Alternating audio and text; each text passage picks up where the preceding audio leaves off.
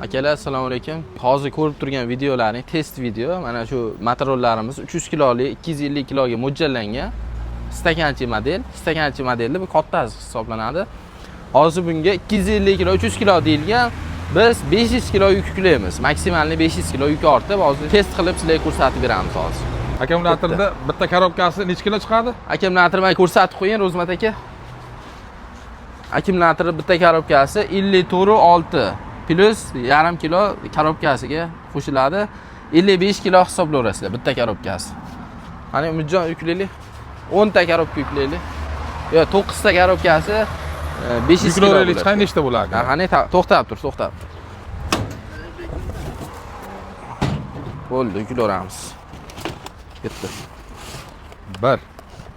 Akram aka, olishib oling. Bunaqasiga uzun. 2. 2.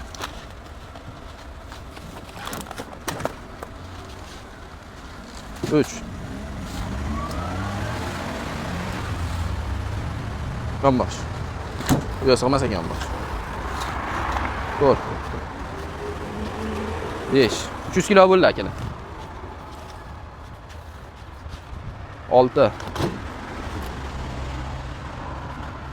6 tasi 330 kilo bilan 330 kilo bo'ldi. 7. 8 ta 440 kilo bo'ldi. Yana bitta qo'ying 500 kilo bo'lsin. Yana bitta. Sal ustiga chiqarib qo'y, hozir yurgani yiqilib ketadi bo'lmasa. Kel, mana topdinglar. 500 kilo. Men 105 kilo chiqdim. Men bilan Sal bostirib qo'y. Bo'ldi. Hop. Nechta bo'ldi hozir? 9 korobka bo'ldi. 500 kilodan oshiq bo'ladi bu. Men 100 kiloman. 600 kilo yuk ketyapti mana shu motorolga. Bismillah. To'xtabdi mana. 1 2 3 korobka.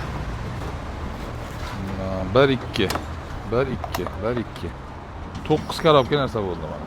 Mana 600 kilo yuk yukladingiz. Mana bitta panejni degan narsasi bu. Ketdi. Ko'ryapsizlarmi?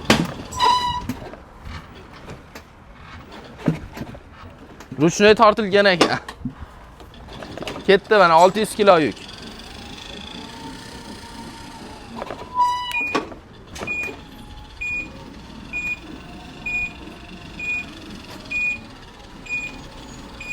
kilo.